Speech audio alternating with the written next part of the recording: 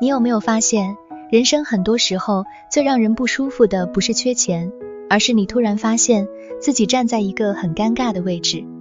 有时候你是给的人，你有能力、有资源、有经验，可以帮助别人。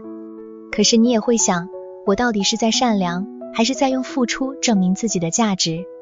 有时候你是接受的人，你需要帮忙，需要支持，需要有人拉你一把。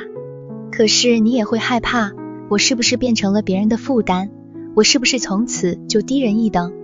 韦特塔罗牌里的钱币6讲的就是这种人生里最现实也最微妙的课题，给予与接受之间真正的平衡。你看这张牌，画面中央是一个穿着华丽衣服的男子，他一手拿着天秤，一手把钱币分给跪在地上的人。旁边有2个贫困的人，一个正在接受施舍，另一个则在等待。这个画面看起来很简单，好像只是在说善心、慈善、帮助、施予。可是如果你仔细看，就会发现这张牌其实很深。因为钱币6不是单纯告诉你要多做好事，也不是单纯告诉你有人会帮你，它真正要问的是，当资源不平均的时候，你会怎么使用你手上的力量？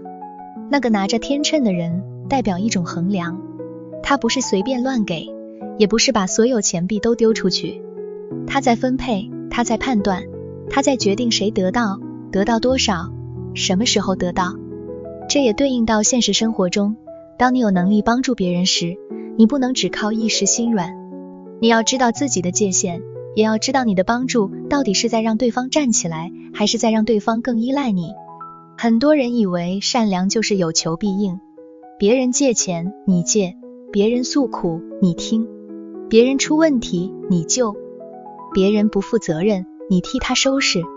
你以为这叫有爱，其实有时候这只是没有界限。钱币6提醒你，真正成熟的给予不是把自己掏空，而是让资源流动到真正需要的地方。如果你现在是那个给予的人，这张牌要提醒你，不要让你的善意变成控制。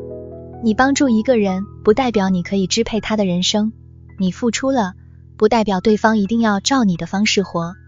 你有能力，不代表你就永远要扮演拯救者。真正高层次的给予，是给完之后仍然尊重对方，而不是用恩情绑住对方。这在感情里特别明显，有些人付出很多，买东西、接送、照顾、陪伴，承担对方的情绪，可是内心其实期待对方用爱来回报。当对方没有照自己的期待反应，就开始委屈、生气，觉得我为你做了这么多，你怎么可以这样对我？可是钱币6会问你，你的付出是爱，还是一种交换？你是在照顾对方，还是在用付出购买安全感？如果你在一段关系里一直扮演给的人，你要学会问自己3件事。第一，我给出去的是不是我真的有余力可以给的？第二，对方有没有珍惜，还是已经把我的付出当成理所当然？第三，我的付出有没有让关系更平衡，还是让我越来越失去自己？而如果你是接受帮助的人，钱币6也不是要你觉得羞愧。人生本来就有高低起伏，没有人永远站在上面，也没有人永远不需要别人。真正重要的不是你现在需要帮忙，而是你有没有在接受帮助之后，慢慢把自己扶起来。很多人在人生低谷时，很怕开口求助，怕丢脸，怕被看不起，怕欠人情。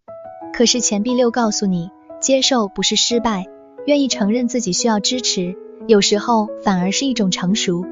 因为一个人最危险的状态，不是暂时没有资源，而是明明已经快撑不住了，还硬要假装自己没事。在工作上，钱币6可能代表薪资、奖金、资源分配、主管提拔、同事协助，也代表职场里的权力关系。你可能遇到一个愿意给你机会的人，也可能发现公司里的资源并不是平均分配的。这时候你要看的不是谁对谁错，而是你在这个系统里的位置。如果你是主管或资深者，钱币6提醒你，待人不是只看谁会讨你喜欢，而是要公平分配机会。你手上的资源、资讯、人脉、舞台，如果只给特定的人，就会造成团队失衡。真正好的领导，不是让别人感谢你，而是让每个人都有成长的可能。如果你是新人或正在等待机会的人，这张牌提醒你不要只等别人施舍资源。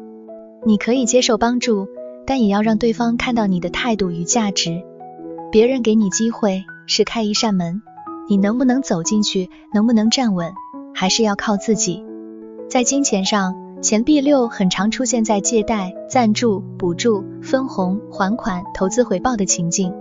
它有时候代表你会收到钱，得到支持，或者有人愿意伸出援手。但它也提醒你，金钱往来最怕界限模糊，尤其是亲友之间，一旦钱和情感混在一起，很容易变成压力。所以，如果有人跟你借钱，你要先问自己，这笔钱如果拿不回来，我承受得起吗？我借给他，是因为我真的愿意，还是因为我不好意思拒绝？这个人是真的遇到困难，还是一直把别人的善意当成提款机？如果你正在向人求助，也要记得，别人的帮忙不是理所当然。清楚说明需求，约定还款方式，保持感谢与诚信，这比你口头说100句不好意思还重要。因为真正让人愿意继续帮你的，不是你的可怜，而是你的信用。钱币6最核心的主题，其实是资源流动中的尊严。给的人要有慈悲，但不能高高在上；接受的人可以暂时低头，但不能放弃尊严。当一个人用施舍来证明自己优越，那不是善良；当一个人用可怜来要求别人负责，那也不是求助。真正健康的关系，是双方都知道自己的位置，也都尊重彼此的价值。这张牌很容易让人想到一个问题，你现在的人生是在给还是在拿？如果你一直在给到疲惫，给到委屈，给到心里开始怨恨，那你要停下来。因为真正的付出不应该让你变成一个空掉的人。你可以善良，但你不需要拯救所有人。你可以帮忙，但你有权利说不。你可以照顾别人，但也要把自己放回天秤上。如果你一直在拿别人的时间，拿别人的金钱，拿别人的情绪能量，甚至把别人的帮忙视为应该，那你也要警醒。因为接受帮助不是问题，但长期依赖会让你失去自己的力量。真正的贵人不是永远替你解决问题，而是帮你找回解决问题的能力。当钱币6出现在感情里，它提醒你看清关系是否平衡，是不是一方一直付出，一方一直接受，是不是有人用金钱、照顾、牺牲来换爱，是不是有人习惯被照顾，却忘了也要回应对方。好的感情不是计较谁付出比较多，而是双方都愿意让爱流动，不让任何一个人长期站在乞求的位置。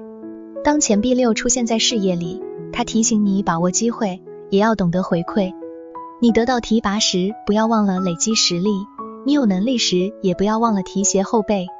职场上的资源流动，最怕只想拿好处，却不愿承担责任。当钱币6出现在困境里，它告诉你，不要害怕求助，去找真正可靠的人，清楚说出你需要什么。不要用抱怨取代请求，也不要用自尊困住自己。人生有时候需要别人扶你一把，但被扶起来之后，你要开始学着站稳。当钱币6出现在提醒里，它要你检查自己的动机。你给出去的东西是出于真心，还是想换取控制？你接受的东西是暂时支持，还是长期逃避？你在人际关系里是不是一直用付出换认同，或一直用弱势换照顾？钱币6真正的智慧，不是叫你成为永远慷慨的人，也不是叫你成为永远被照顾的人，而是让你明白，人生的资源会流动。